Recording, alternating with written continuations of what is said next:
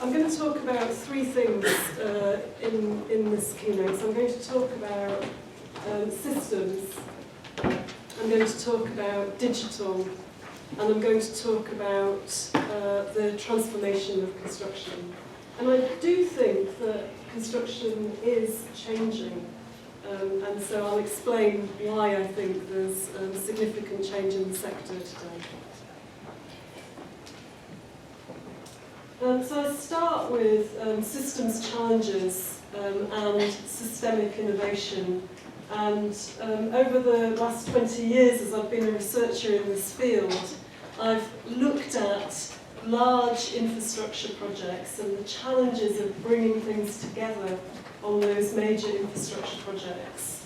And more recently, I've started to look with Lang O'Rourke and other companies on the challenges of doing that in a more modular way. And so thinking about different production systems that can contribute to our sector. And that kind of innovation is what we might call systemic. In other sectors they call it architectural innovation, but I think in our sector it might be useful to use the word systemic, because the point is that it requires change from more than one party. It's not change within a module that one firm has control over. It's change that requires change across a production system. So if you're doing the kind of volumetric off-site production that's shown on the right-hand side of this slide, then you need to change quite a number of things in the delivery process. And this, by the way, is the tallest modular off-site residential building in the world at the moment. We do quite a lot of work with Singapore, and they're kind of competing to build a higher one. But this is I think it's 38 and 42 stories in East Croydon, built off-site. So the bathroom mirrors are in the units as they're being lifted onto site. So much more work is being done in the factory. There's much more pre-manufactured value in the words that Jackie was using yesterday. Now, you might say, why is system understanding important? And the lack of systems understanding in this industry has been significantly criticised post the Grenfell disaster. And I live close enough to Grenfell to have heard the helicopters at night as the disaster was unfolding. And I can't emphasise enough the impact of this on our industry in the UK. So this has a significant impact on thinking of major construction companies and material suppliers. And Judith Hackett, who was chair of the Health and Safety Executive, was asked to write a review. She comes from a chemical engineering background, and she's been used to looking at big chemical accidents. And she was scathing about our sector, actually. She said that the key issues underpinning the systems failure, and she was keen to see this as a systems failure, not as an issue with cladding. She said, don't quickly decide that this is an issue with cladding. In some of the chemical disasters, people said, oh, it's just the pump. Yeah, actually, this is a systems problem. But she talks about ignorance of regulations and processes, indifference, that people think that they're doing it right at the moment, about lack of clarity on roles and responsibilities, that people don't understand their position in the chain, and inadequate regulatory oversight and enforcement tools. So she's pretty damning of the processes that we use at the moment to deliver. And this is driving a lot of thinking in the sector. So I'm going to tell you a little bit about what we're doing at Imperial, and then I'm going to move on to thinking a bit about digital, and then come back to the way that this is sort of driving some of the transformation. So at Imperial, we've got a Centre for Systems Engineering and Innovation, we've been working with Judith Hackett and others and trying to draw expertise across Imperial College to look at bringing more systems engineering approaches to civil infrastructure. And to explain the value of systems engineering in civil infrastructure. So both thinking about that end-to-end process and how we deliver the kind of homes and schools and transport systems that people can use and that are not going to kill people. But also thinking about these projects as interventions into infrastructure systems. So rather than trying to optimize the project, trying to think about the project as part of a broader set of operating systems. And we've been doing a range of work in that area. So we're running continuing professional development around systems engineering leadership. We also do quite a lot of work on modular construction and digital manufacturing. And we've got a range of partners. The one that I would highlight, or maybe there's a couple I would highlight, but I would highlight that we're doing quite a bit of work with Singapore, with the BCA Academy. And so we've been doing some training for them around integrated digital delivery and design for manufacturing assembly. And it's that work around digital that I want to go on to talk about. It's written into things like the Hackett Review a little bit because they talk about a golden thread of information running through the process. And people have been quick to say, oh, that's BIM. But I think actually that question about how do you get information through the process, how do you understand what roles and responsibilities are through that process is a bigger question. And we shouldn't jump too quickly to a technology fix, but we do need to understand that, and we need to understand it in the digital world in which we're all operating. So my interests are in systems integration, and the kind of research themes that my team are working on within the centre are around digital innovation and modular offsite, they're around data-driven design, and they're around this notion of the digital twin. And I'm going to spend a bit of time in this keynote talking about digital, because I think I want to get into some of the research that we're doing and share that with you and get your feedback on. And a lot of my thinking about this is driven by this exponential growth in computing power over the last 50 years. Yeah, whether that continues or not, I think it's had a transformative effect on how we do business. It transforms how we teach and do things in the university, but it also transforms the way that people practice in the construction sector. And really it's this high computing power that we all carry around with us that's driving that. So devices are becoming cheaper, more distributed, more multifunctional. There's increases in data availability and use. And I would argue that has wide-reaching implications for design, delivery, operations and maintenance. It doesn't necessarily in and of itself make things better. Yeah, I remember I was in a talk and someone said, email was supposed to make letters more efficient, right? And now we're all drowning in email. Right? And so, these technologies can have unintended consequences, but I think we do have to recognise the impact that they're having on delivery.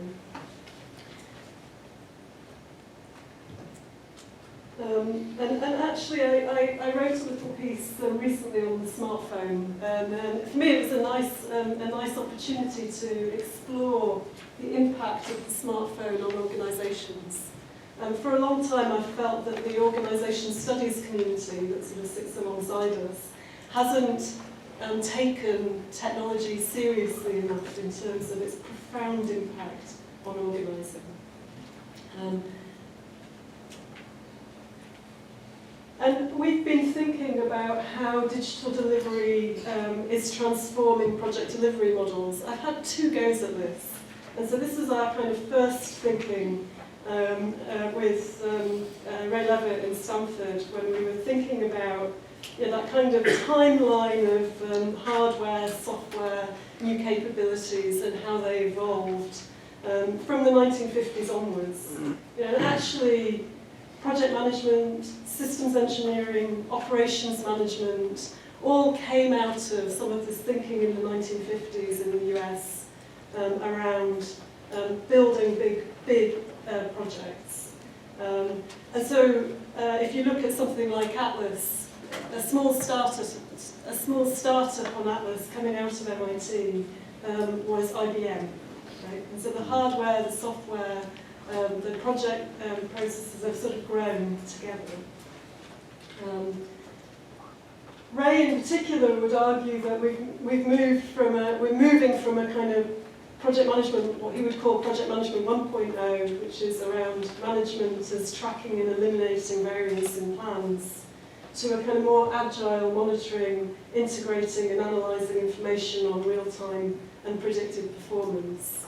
I might argue that that's a layer over some of the older processes. But what I do think is important for us as researchers is to be able to interrogate those organisational processes and the technologies that they're based on, given the way that technologies and project delivery have co-evolved. More recently, I've been thinking about this in terms of the literature on integrated solutions. And so colleagues like Andrew Davies have written a lot about how instead of delivering products and services separately, those are now becoming more integrated offerings. And so the project deliverables, from an integrated solutions kind of perspective, are becoming integrated. So firms are delivering products and services together, they're sharing data with their first-tier suppliers, and services are creating connections between delivery and operations. And so I've been thinking about how digital plays in that space. And I've made an argument around digitally supported integrated solutions, where there's a kind of dual deliverable of the products and services and then also the digital information, where data is shared and supply capabilities are monitored, where there's a greater integration between delivery and operations. And we've certainly been seeing that with our work with infrastructure owners, that actually the use and operation of infrastructure is now informing what they seek to deliver in a way that it didn't used to. And then more tentatively, if you like, I've sort of proposed this set of ideas around digitally integrated solutions. So the digital twin, in a sense, is an extension of this idea of digitally enriched products and services. The supply, in terms of supply-based interactions, I think digital is pushing for greater supply chain visibility, transparency. In terms of relationships with operators and end users, there is this real push towards more user-led integration across use, operation and delivery. That digital information and its ability to travel brings more people into the conversation. And so that's a little bit of thinking that we've done, and I'm kind of in a sense sort of advertising the paper. So if you want to know more about it, then I've recently published on exactly this topic, and just to talk you through it quite quickly. I want to come on in the last part of this talk to talk about construction visions and futures. And I'm privileged to now be sitting on Construction Leadership Council in the UK, and I'm in effect representing the research base at that table. So the Construction Leadership Council is how industry talks to government in the UK, and it's previously, before I joined it, long before I joined it, put together the construction sector deal that's then initiated this work on transforming construction. But of course, this agenda is not just in the UK. Yeah? So working with Singapore, we're seen as being part of their interests in integrated digital delivery And they have scope and strategies and action plans and outcomes and so on. We've done some work with the World Economic Forum, and they're really pushing this across the planet. And I was in Japan recently, and of course they're kind of heavily thinking about how you can digitise in the futures. Now, these conversations have a slightly different flavour in different places, and I think Whyte will give us a sense of the flavour of that in Hong Kong. But I think this sense of need to transform construction, and I know Stuart will tell us that it's not a new sense, but it's very much there in the policy agenda. I'm going to tell you what I think is new about this time, right? And we can maybe have a lively discussion about how new that is.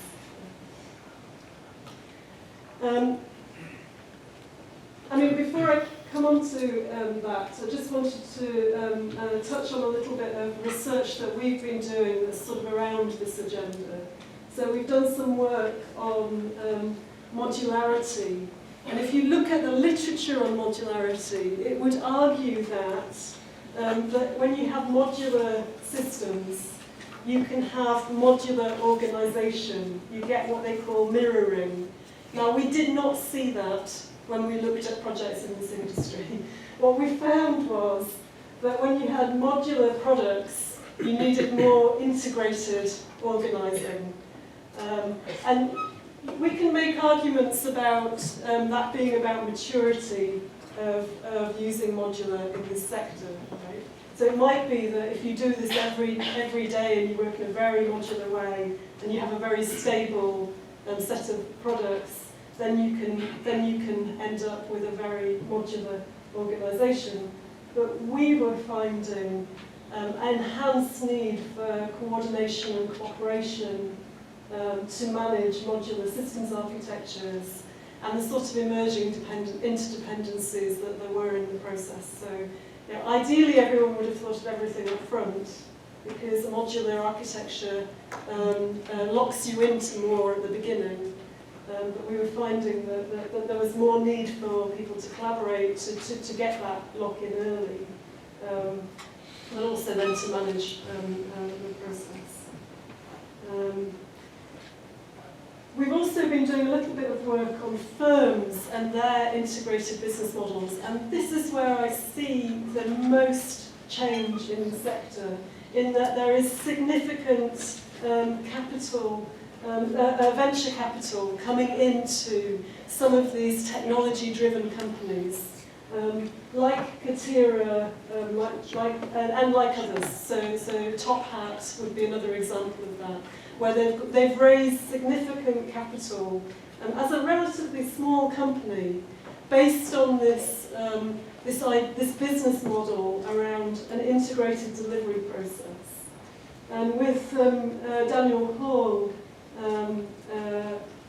I've been doing some work around the different strategies that there are for, if you like, breaking the mirror. Changing the processes in construction. We're seeing spin-off strategies, we're seeing vertical integration strategies, and we're seeing what you might call digital platforms, so digital systems that are being used to lower the transaction costs and to create more integrated supply chains. And this is material that Daniel talked about in the webinar, the Transforming Construction webinar, so if you want to look at it, that's a link to the webinar.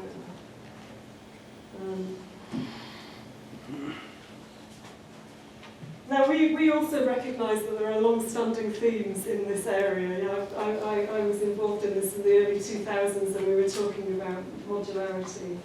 And we've just written a little paper on the long-standing themes and the new developments in off-site construction, looking at the case of UK housing and sort of mapping the world of people working in this space. And our next speaker, Whyte, is on our kind of map of the international literature in this space. So Jackie, I think, has done a good job of talking about the transforming construction agenda in the UK, looking to bring together construction, manufacturing, engineering energy and digital. So this idea of sustainable, more off-site, more digital delivery. My colleagues Luigi and Kel and Andrew Davies and myself are working on some research alongside that. So we're looking at the emerging business models for transforming construction and working with the small projects and also looking at the impact on SMEs. And so I'm going to end with 2 calls to action. So my first call to action is around the transforming construction agenda. So I think it's important for us that we create a research base that is aligned to this transformation of construction around digital, around energy, around construction and around manufacturing. And you know, the industry is really pushing in this direction, and I think that the research base needs to become aligned to that. And so that I would be very happy to talk about in the panel discussion. And I think it's extremely important for the sector that there is fundamental research that's supporting some of the things that it's doing. There's a temptation, I think, in construction just to work with the scale-up piece of this.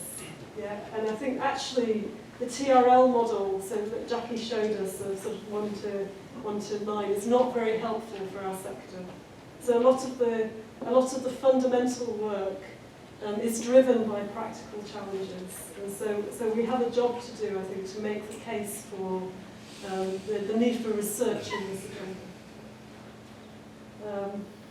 I'd also be interested if there are people who would like to work with us around the challenges of systems integration. And particularly, we have a small project that's looking at that in the Sheffield and the Nottingham and Derby areas, and so that maybe is a conversation that we can take offline. But those are my kind of 2 calls that I want to end with. Thank you.